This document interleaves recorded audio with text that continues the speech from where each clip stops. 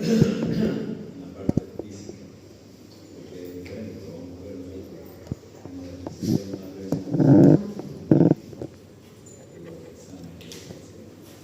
Pero en general el interrogatorio ya es lo mismo y es importante igual que en todas las especialidades. ¿De dónde viene el paciente? Hay enfermedades de los ojos que son del trópico y no de la pigmenta, o viceversa, ¿no? Y así hay los antecedentes familiares, después la procedencia, la ocupación del paciente, la edad del paciente. Todas esas son informaciones. Hay enfermedades que son de los niños y no de los adultos, o viceversa también. Hay enfermedades que son más de hombres que de mujeres, y hay que saber si es hombre o mujer, salvo error de la emisión. Entonces, toda esa información que sacamos en el interrogatorio es igual, pero nosotros tenemos estas dos partecitas que son importantes que vamos a ver ahora en el interrogatorio. Entonces, primero, en oftalmología la mayoría de las consultas al oftalmólogo son por disminución de la visión, la mayor parte. Después ya hay dolor, secreción, fobia, etc. Pero principalmente es la disminución de la visión. Pero tenemos que saber si la disminución de la visión es súbita o es lenta. La disminución lenta de la visión, o lenta y progresiva, en la presbicia. Ya saben que es la presbicia, ¿no es cierto? Es la disminución de la acumulación a partir de los 40 años, alrededor de los 40 años. Empieza la presbicia, y eso es por un endurecimiento del cristalino que hace que el fenómeno de acomodación, que ya les dije que es la acomodación, de la capacidad que tiene la visión humana de enfocar objetos a la distancia y de cerca. Y eso es porque el cristalino tiene flexibilidad, se hace más grueso, más delgado para enfocar los objetos. La zona que está sosteniendo afloja y relaja, etc. Entonces, eso ocurre por la presbicia, porque las personas son mayores. Entonces, no hay presbicia en un niño de 10, 12, 15 o 20 años, una persona. A partir alrededor de los 40 empieza. Las cataratas también no empiezan de un rato a otro, a no ser que sea traumático. De a poco que van disminuyendo la agudeza visual. El glaucoma crónico, pero el glaucoma crónico solo afecta la agudeza visual, la visión, sobre todo la visión periférica. Va perdiendo el glaucomatosio, va perdiendo la visión de forma concéntrica. Pero la agudeza visual puede ser que el paciente esté en último grado de glaucoma, o en penúltimo grado de glaucoma, el último ya es la ceguera. Pero sin embargo puede tener una agudeza visual de 20. Entonces, las afecciones degenerativas también van disminuyendo progresivamente. Las maculopatías, enfermedades de la mácula relacionadas con la edad, la gente vieja, la gente mayor. Y causa súbita de la pérdida de la visión súbita, de la agudeza visual, desprendimiento de retina. Esta retina está desprendida, ¿no?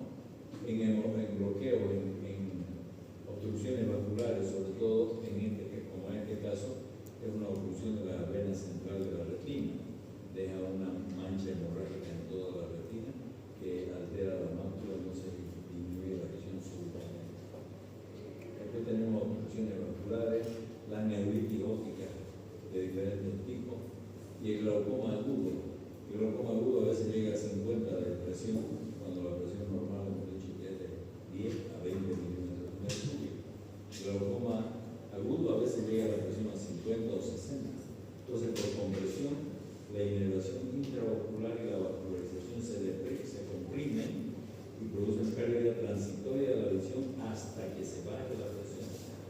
Entonces, el médico tiene que bajar la presión intraocular. Tras que comienza a bajar, comienza a mejorar la presión. Eso es pérdida súbita.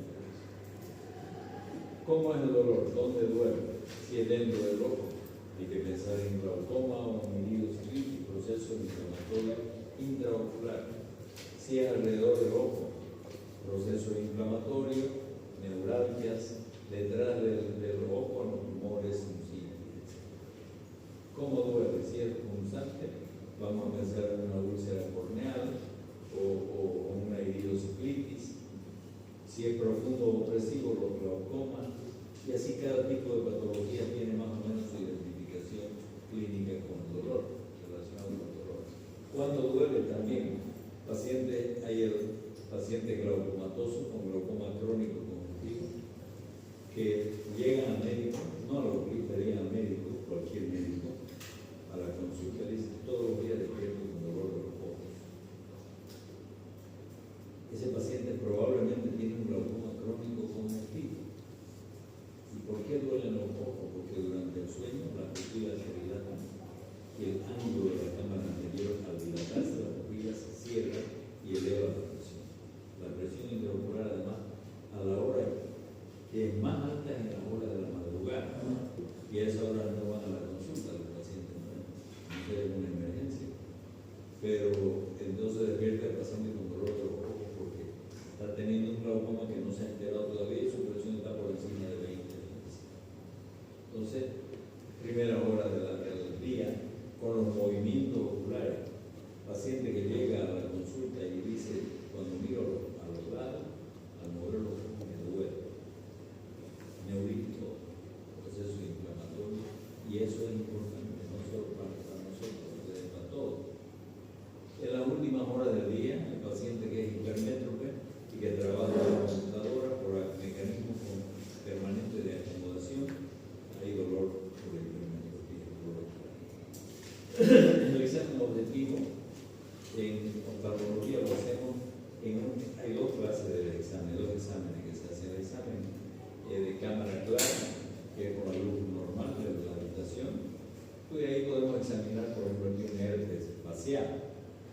Nosotros miramos que además los herpes faciales tienen que ver muchas veces con los herpes corneales, o los herpes intraoculares, cuando afectan sobre todo la nariz, la punta de la nariz, porque afectan la rama nasociliar del triquioma y que comunica el cuerpo ciliar intraocular con el saldo de la vascularización nasal, de la inervación. Entonces, en cámara clara se observan las cejas, hay veces que hay enfermedades en la parte de los párpados, en el segmento anterior del ojo, que solamente lo pueden mirar, a veces lo ven solo como interna, alguna patología, que vamos a ir viendo también eso. Y en cámara oscura para hacer el examen vial intraocular sobre todo, o un examen más resolutivo con la lámpara de hendidura o biomicroscopio que ustedes van a conocer en su práctica. Esta es la luz de la lámpara de hendidura, ahí está la córnea. Si ampliamos, si magnificamos la imagen, podemos ver el epitelio, el estroma y el endotelio por lo menos de la córnea. Vemos la cámara anterior, vemos el iris, analizamos el iris si hay vascularizaciones, si hay tumores, vemos el cristalino, la cápsula anterior, el núcleo cristalino, la cápsula posterior, etc. Y hasta se puede mirar el fondo de ojo utilizando lentes.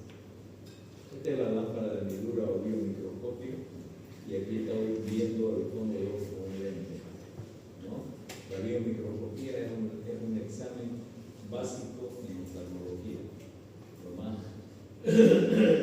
más simple. Y la lámpara aquí, que es la lámpara de hendidura, y tenemos una ampliación de las imágenes de 6 hasta 40 veces con la lámpara de biomicroscopio. Esto es una toma de una vista con la lámpara, la luz de la lámpara de hendidura, que aquí está el epitelio, el estroma y el endotelio de la córnea, aquí la cámara anterior, aquí la cápsula anterior del cristalino, aquí una catarata nuclear, el cristalino con catarata, ¿no? La cápsula posterior se logra ver, el iris, la pupila dilatada y las estructuras que quieren mirar el fondo de ojo, y todo eso utilizando lentes de poder con la lámpara. Esto es otra toma también para ver con la misma lámpara de hendidura, para ver la profundidad de la cámara anterior, sobre todo en pacientes que sospechamos de glaucoma, para ver si está cerrado o está abierto el ángulo de la cámara anterior. La oftalmoscopía nos sirve para mirar el fondo de ojo. El fondo de ojo va a ser un tema también del programa. Y se usan dos tipos, la oftalmoscopía directa y la oftalmoscopía indirecta. Todo esto es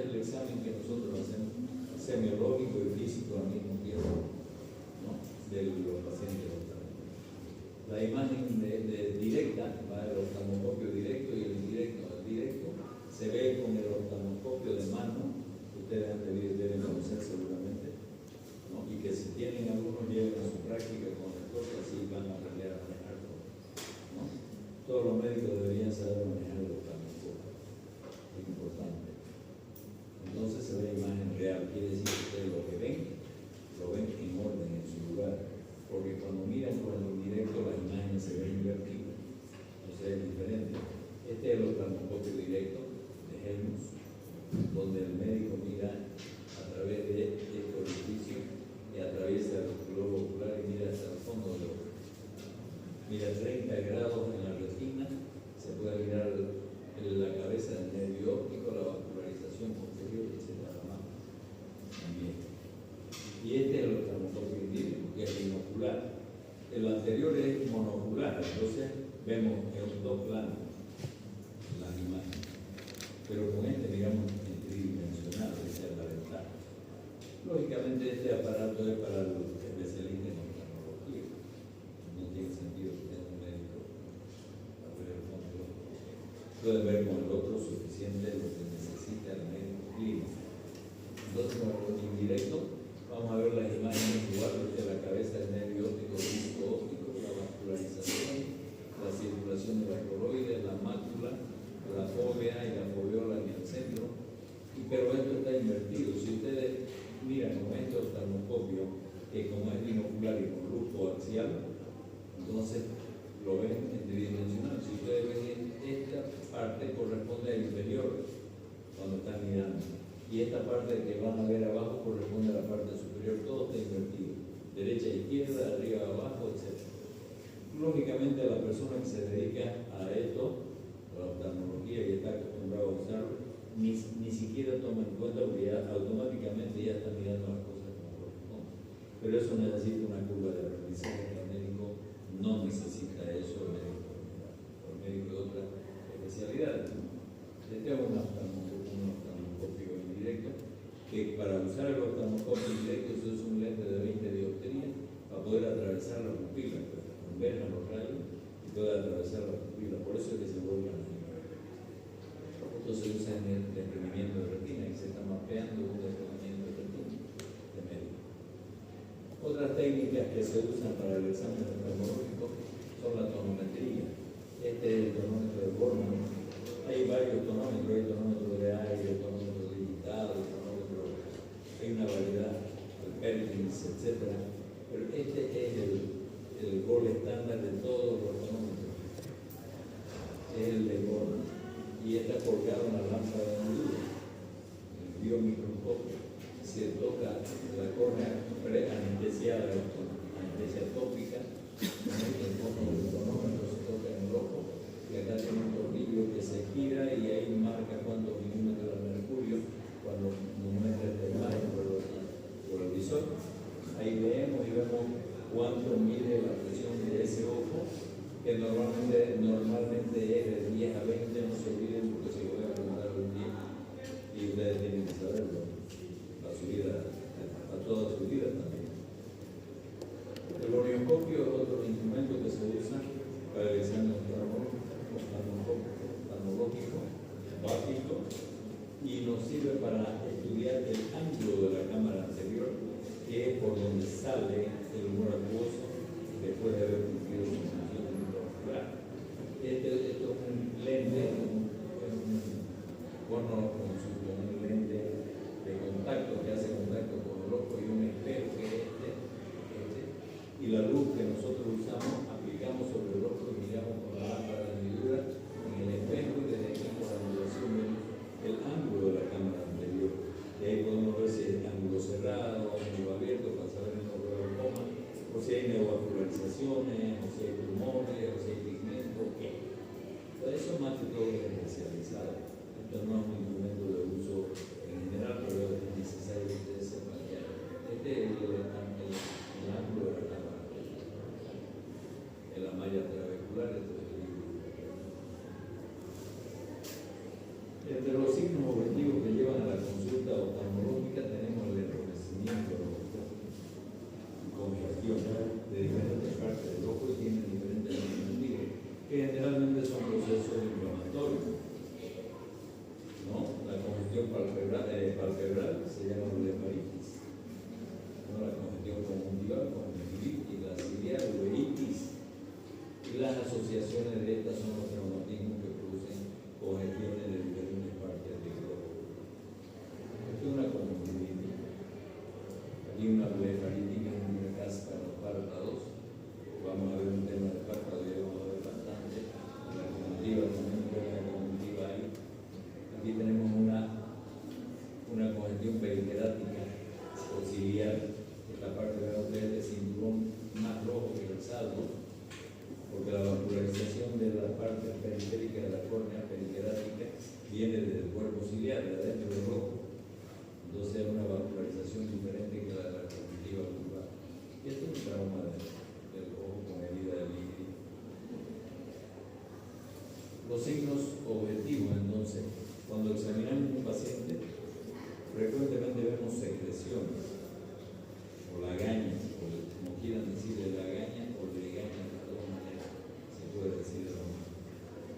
Que puede ser serosa, mucosa, mucopurulenta, purulenta, etc., según la causa. Es bueno tomarle atención, porque si ustedes ven una persona que tiene una secreción amarillo, verdosa, amarilla o verde, es una infección, son bacterias, ¿no es cierto? Pero si ven una secreción serosa, puede ser una alergia, o puede ser una virosis, una conjuntivitis viral o mucosa igual.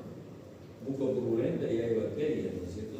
Entonces eso nos acerca por lo menos a tener una idea de qué es lo que tiene el paciente. Ustedes miran, aunque sea con una linterna, no necesita ninguna máquina en particular para eso. Epífora, son epíforas los derrames lagrimales, rebalses lagrimales de los párpados, por causa de obstrucciones de la vía excretora de la vía lagrimal. Y lagrimeo no se llama lagrimeo. Epífora es cuando es por obstrucción de la vía lagrimal, ¿no? Y lagrimeo se dice cuando por un fenómeno irritativo se produce más lágrimas que lo normal. La producción de lágrimas normalmente es 1 centímetro cúbico por día, 20 gotas diarias, es lo que produce cada glándula lagrimal principal por día. Entonces, las epíforas, las quemosis son los edemas de la conjuntiva, ¿no? Son conjuntivas hinchadas, ¿no? Generalmente producido por edema de la conjuntiva, producido por alergias. Esto es una conjuntivitis. Las pestañas están en mecha, la conjuntiva está hiperémica y están con edema también un poco, secreción amarillo-verdosa. Entonces es una conjuntivitis bacteriana. Epífora, obstrucción de la vía lagrimal, chorrea las lágrimas. Esto es quemosis. Muchas veces en la consulta, sobre todo en pediatrías, y algunos de ustedes los de pediatras, acuérdense, llega la mamá con el niño así, creo que le van a salir los. Una alergia, son alergias. En Santa Cruz las alergias son frecuentes en la época de invierno. ¿Por qué? Porque toda la gente, nosotros no andamos casi con abrigo ni con nada, ¿no? Entonces llega la época de invierno, pelamos colcha y pelamos los maduras plátanos y los sacos y todo, y están llenos de ácaros. Y eso nos produce alergia y sobre todo los niños, más frecuente. Entonces hay que tener cuidado con las madres que llegan con sus hijos así, asustadísimas, porque eso con 2 gotas de corticoides pasa. Pero no hay que solamente curar la conjuntivitis alérgica, hay que educar al paciente respecto a lo que les estoy diciendo ahora, de tener cuidado con la funda de la almohada, en invierno, la ropa de los niños, etc. Es necesario que sepa el médico para que le diga a la mamá. Los exámenes subjetivos en oftalmología se relacionan principalmente con el estudio de las funciones de la retina. Y las funciones de la retina son 3. Percepción de luz, percepción de forma y percepción de color. 3 funciones de la retina. Aquí tenemos la percepción de forma. Cuando sacamos la agudeza visual, estamos leyendo, entonces percibimos la forma, en este caso de las letras que están en la cartilla de Snellen.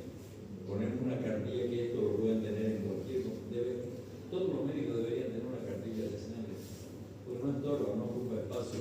Se lo pega en una pared que le quede más o menos unos 6 metros del paciente, que se tapa el ojo izquierdo, mire por el derecho y lea y vemos hasta dónde lee. Y con eso sabemos cuánto por ciento está viendo sin leer. Primero en un ojo y después en el otro. Con eso ya han sacado la agudeza visual básica. Y con eso van a descubrir que hay pacientes que no ven. El 1% de la población del mundo no ve como un ojo y no se enteran hasta que no se tapan el bueno. Así se preocupa. Entonces, ustedes van a saber si ve con los ojos o no ve cuando hagan esto. Los niños un poquito más complicados, pero para eso hay estas cartillas. Estos los círculos rotos, el pantalón está roto arriba, a la derecha, a la izquierda, abajo, o la E, la cartilla del juego, la E, o los números, si ya pueden leer números, o los dibujitos, etcétera, para medir la capacidad visual de la gente analfabeta o los niños. O sea, esa persona se puede hacer igual. Y la visión de lectura con la cartilla de Hegel. Otro examen que se hace en la rutina de la oftalmología son los exámenes de campo visual. Estos son campímetros computarizados, que son los que se usan actualmente. Ya no se usan los campímetros de Gorman, que eran los antiguos que tenía que hacer el médico, y un técnico experto, y se pasaba todo el día para hacer un examen. Ahora se hace con esto, donde vienen todos los programas adentro del campímetro, y uno solamente tiene que dictar qué es el examen que tiene qué es lo que quiere investigar, y acomoda al paciente en su lugar, o con un ojo y con una bocina en una mano. Y cada luz que aparece tiene que tirar. Y con eso forma esto. Ahí le muestra la forma del campo visual. Esto corresponde al punto de Mariot, el punto ciego, que corresponde a la cabeza del nervio óptico, no percibe nada. Pero todo el saldo sí percibe. Entonces esto esta imagen se va formando cuando vamos mostrando, el aparato le va mostrando las imágenes al paciente, y le va tocando el timbre cuando ve la imagen y se va marcando. Esto nos muestra cuánto falso positivo, cuánto falso negativo, la comparativa entre la campimetría normal que debería ser la que es, etc. Y con esto hacemos diagnósticos incluso de tumores en la vía óptica, tumores hipoficiales de diferentes lugares, y hasta podemos decir en qué sitio, ustedes ya lo van a ver esto también, en qué lugar está el tumor en el trayecto del nervio óptico, si está en el quiasma, etc. Entonces la campimetría, no solamente en oftalmología, en medicina en general, es importante tener alguna información que ustedes lo hagan. La visión de colores, entonces, hay una variedad de test de visión para examinar al test de visión de color, que es elemental sobre todo para entrar a algunos tipos de actividades o estudios, universidades, ocupaciones, etc. Entonces, el test de visión de colores que nosotros ocupamos, el test de Ishihara, hay muchos, pero este es uno de los más comunes, de los más estándares a nivel mundial. Entonces aparecen números en puntos sobre láminas de puntos de otro color que están estudiadas ya para saber cuál es el color que hay déficit de percepción en la retina. Aquí también, aquí tenemos el número 6, pero algunos cuando se tapa un ojo no ven el 6. Entonces se va mostrando todas las láminas, que son un juego de láminas, y en cada lámina está escrito cuál es la alteración que tiene en la percepción de los estímulos. Entonces, cuando la persona ve normal los colores, se llama eucromatopsia, y cuando ve diferente que lo normal es la discromatopsia. Hay una variedad de discromatopsia, y cada una va a estar cuando hay alteración, en la lámina está escrito cuáles son las que están alteradas, las receptoras de la imagen. Métodos complementarios en la semiología o el examen oftalmológico. Electroretinograma. Esto nos muestra con un flash de luz que estimula la retina y capta la máquina la imagen que viaja a través de la inervación óptica. Pues vemos cómo está esta la parte, digamos, vascular de la retina, etcétera, los diferentes hasta llegar al nervio óptico. Todo el recorrido del estímulo luminoso en la retina. La ecografía es otro estudio complementario que es necesario en oftalmología, y el ecógrafo ocular, uno de esos. Y aquí tenemos se usa para diagnosticar cuerpos extraños intraoculares, tumores intraoculares, el desprendimiento de la retina como esta. Esta es la parte anterior del globo ocular y este es el nervio óptico.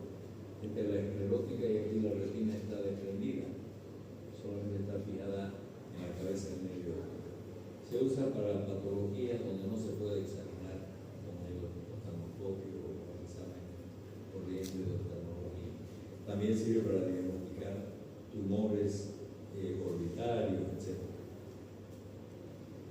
Esto es un ecoscan, es un ecobiómetro, es ultrasonido. Esta es ecografía A, que mide el largo del ojo, el axis del ojo, y tiene fórmulas incluidas que nos calculan la potencia de los lentes intraoculares que tenemos que poner cuando operamos una catarata. Sacamos el cristalino y tenemos que poner un lente intraocular en la cirugía. Pero la medida del lente, cada una es diferente. Entonces, con esta máquina se calcula la potencia del lente que se va a poner. Es un ecobiómetro. Y este es un IOL Master. Este es mucho más preciso todavía, ¿no? Y esto es que utiliza luz infrarroja y usa interferometría óptica. Con esto podemos calcular si queremos dejarle en un ojo un poquito de visión de cerca, en el otro de lejos, como queremos. Aparte de que ya hay lentes intraoculares que son de rango extendido, multifocales, y podemos calcular todo eso con esta máquina. Entonces, también para la práctica de los pacientes con catarata, es importante conocer que existe esto para ser preciso en la implante de los lentes intraoculares. Aquí saben la marca de los lentes y el tipo de lente que tiene que ponerse el lente. Y esto es un retinógrafo, es una cámara de retina que emite luz coaxial y saca fotografía de la retina. Esto es una retinografía, es una foto del fondo de ojo, que es lo que ustedes tienen que aprender a reconocer el fondo de ojo normal. Esto es un fondo de ojo normal. Con el oftalmoscopio directo van a ver así. No todo eso, pero moviendo el oftalmoscopio pueden mirar toda esta zona, donde van a ver el nervio óptico, las arterias de la retina, la rama superior, la inferior, las temporales y las venas, que son las más gruesas, la papila, si hay depresiones, alteraciones en la cabeza del nervio óptico. Aquí está la mácula, la fóvea, si están normales, o hay pigmentos, o hay cicatrices, o hay lesiones, etc. Entonces, eso es lo que ustedes tienen que reconocer en médico, en general. Un fondo de ojo normal de un fondo de ojo patológico. Porque cuando ustedes ya terminen la materia, van a poder saber qué es lo que les ayuda para el diagnóstico clínico en los exámenes. Parece que no serviría para nada, ¿no? Peor todavía con ustedes y nosotros, también tenemos que ver lo mismo. Cuando estudiaba medicina, hasta llegar a oftalmología no teníamos los humanos teníamos, nadie nos enseñó anatomía, ni histología, ni biología, nada. Bueno, ustedes tampoco seguramente. Yo sé que hay dos ojos, para de contar, igual verán. Pero ahora ya podemos ver un poquito más. Lo que ustedes aprendan les va a servir para relacionar algunas patologías sistémicas con cosas que van a mirar con su oftalmoscopio o con el paciente oftalmológico o una linterna. Esto es una retinografía también. Aquí hay una lesión de la mácula, vean ustedes una mancha blanquecina, una lesión macular que hay que estudiarla con otro tipo de examen. Y esta es la retinofluorescein-tomografía. Con la misma máquina se inyecta fluoresceína en la flexura del codo y esa tarda más o menos entre 8 y 12 segundos en llegar hasta la coroide, que son estos algodonosos que se ven, que están atrás de la retina, la coroide, ¿no es cierto? En la fase coroidea, después viene la fase arterial, como en esta que están las arterias, están llenas de la fluoresceína.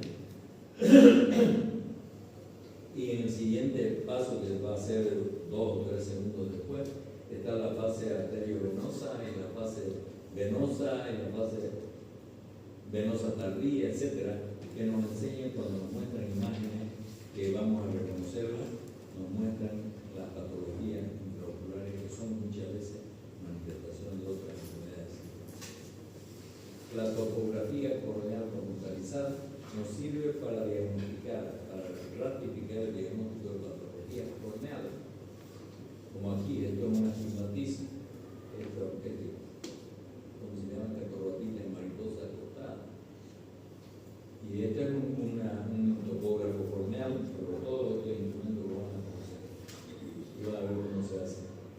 Entonces, esto nos sirve para diagnosticar el teratoma, por ejemplo. Cuando se va a operar, esto es útil en el paciente pacientes que se van a operar de cirugía refractiva con láser para no usar los lentes. Cuando aquí, por ejemplo, un astigmatismo, esto es normal, pero es un astigmatismo, pero esto es un queratocono, es un cono en la córnea, eso no es contraindicación quirúrgica con láser para la corrección de la refracción. Entonces hay patologías que se diagnostican con esta máquina y cuando tenemos esto muchas veces hay que hacer este queratocono en indicación de trasplante corneal, muchas veces. Y con esto podemos ver hasta dónde llega la descompensación de la córnea para saber qué diámetro es el trasplante que tenemos que hacer. Es decir, para cada cosa tiene su ocupación, cada uno de los exámenes. Esto es la tomografía de coherencia óptica. Hacemos tomografía en el ojo, pero no es tomografía de rayos X como la otra. Este es de coherencia óptica, esto es de luz, tomografía de luz, donde podemos ver, hacer tomas de diferentes sitios de la córnea, del iris, de la retina, etc. Y así podemos analizar patologías que antes no se podían ver sin la ayuda de esta máquina. Aquí esto es un corte de la retina, esta es la fovea, centro de la mácula, esta es la retina, la parte sensorial, esta es la silueta macular, esta es la capa pigmentaria de la retina y esta es la coroide. Y aquí esto es un corte de una mácula normal, de una retina normal, pero este ya es un despegamiento de la mácula, que si lo vemos con el oftalmoscopio no lo vamos a poder diferenciar probablemente, pero cuando sospechamos hacemos la toma y vamos a verificar que hay un despegamiento macular en la retina, nos sirve para hacer el tratamiento adecuado. Y el microscopio especular. La microscopía especular o recontador de células endoteliales. Aquí estas imágenes nos da el microscopio especular, que nos cuenta y nos muestra la condición de las células del endotelio. Las células del endotelio es importante estudiarlas antes de la cirugía ocular, casi obligatorio, porque con esto nosotros, con este recontador endotelial o biomicroscopio, podemos saber cuántas células por milímetro cuadrado existen en ese paciente o en ese ojo. Normalmente la cantidad son de 2.000 a 3.000 células por milímetro cuadrado. Ese paciente tiene un buen pronóstico postoperatorio, cirugía intraoperatoria. Y hay patologías que las diagnosticamos, ¿no? Bien, pues recontando las células endoteliales también. Entonces es un examen que se hace previo a las operaciones o en pacientes que sospechamos que tienen enfermedades del endotelio o de la cápsula, de la membrana de vecino. Y la tomografía computarizada también se usa en oftalmología, sobre todo para ver los traumas oculares, para ver tumores. Acá también los senos que producen inflamaciones oculares, para ver aquí la resonancia magnética, para ver los tumores orbitarios, para localizarlos, ver la profundidad, etc. Eso respecto a los exámenes en general, van a ir preguntando lo que quieren y van a ir, porque poco a poco van a ir preguntando y aprendiendo. Esa es la manera. La clase práctica tiene que preguntar también cosas para ir aprendiendo, como le vayan mostrando las cosas que hay que hacer en el examen. No sé si tienen alguna pregunta.